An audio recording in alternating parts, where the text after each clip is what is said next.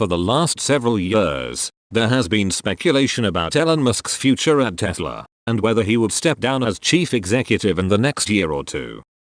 Mr. Musk stoked that speculation as far back as 5 years ago when he said he wanted to stay through the introduction of the Model 3. Then in 2014, he said, "I'll have to see, how things are going at that point," adding, "I will certainly be the CEO for the next 4 or 5 years, and it's TBD after that." With the success of Mr. Musk's various other endeavors, such as SpaceX, his aeronautics company, it was only natural that investors would expect that the model for Robert Downey Jr.'s Tony Stark character in Iron Man might move on to a different role at Tesla. Well, it is now 4 years later. The Model 3 had its debut last July, though production delays have slowed the rollout, and Mr. Musk's to-be-determined declaration has been determined. He told me he had agreed to stay on as chief executive at Tesla for the next decade.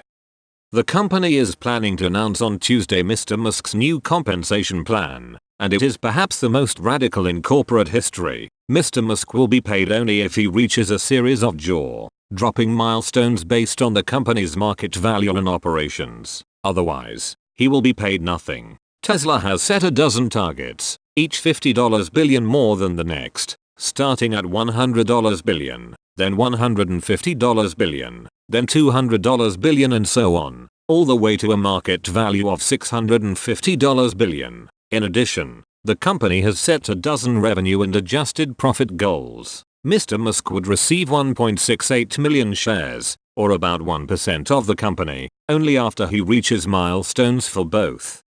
But to put these numbers in perspective, Tesla is worth only about $59 billion today. If Mr. Musk were somehow to increase the value of Tesla to $650 billion, a figure many experts would contend is laughably impossible and would make Tesla one of the 5 largest companies in the United States.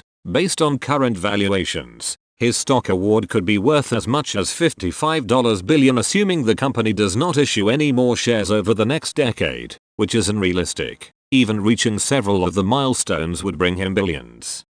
Mr. Musk's critics, and there are many, are likely to contend that the new compensation plan is just the company's latest publicity stunt. He has been called a modern-day P.T. Barnum who has created the illusion of success while consistently missing production estimates. The company continues to lose money. At one point last year, it was losing almost $500,000 an hour, according to Bloomberg News. Jim Chanos, a short seller who has bet against Tesla's shares, and has thus far been on the losing side of that trade, has contended that Tesla is worthless. But Mr. Musk's compensation plan is no illusion. He gets paid only if the company succeeds over the long term with significant gains in market cap, and it's impossible for him to manipulate the system by trying to prop up the stock price for a temporary period. Under the terms of the arrangement, even once his shares vest, he has to hold them an additional 5 years before he is allowed to sell them. The way the arrangement is structured, each milestone is a blunt instrument. He either reaches it or gets nothing.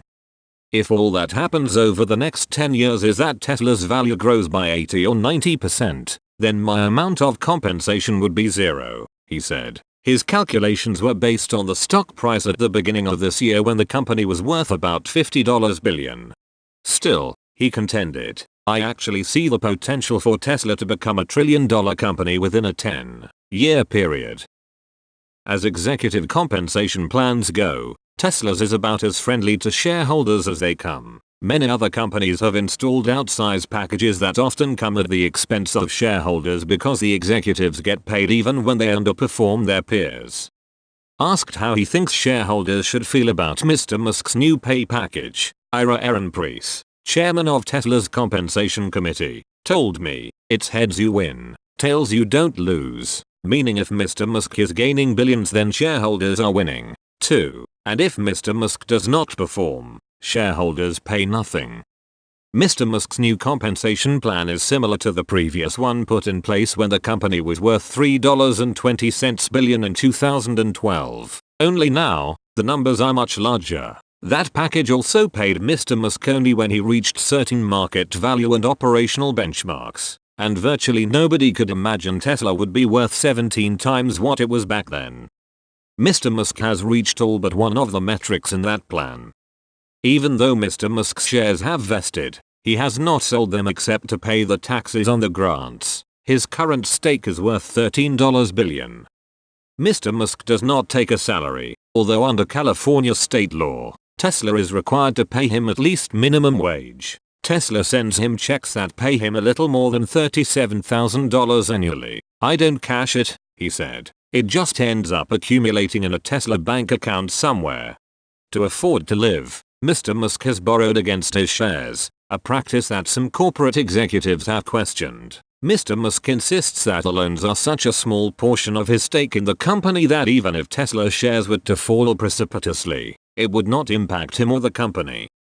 If Mr. Musk succeeds in hitting some of his benchmarks, it would also mean that the company's employees, including those who work on the factory floor, who get paid in both cash and stock, could become wealthy.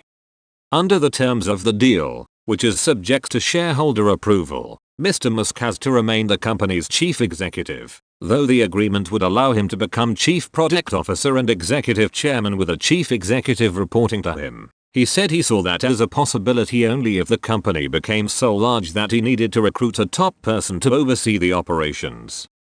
Mr. Musk has often said he is not driven by money, so what is it about this incentive plan that appeals to him? "None of it is intended for dynastic wealth creation," he said. "The reason that it's important to me personally is that there's some pretty big things that I want to do.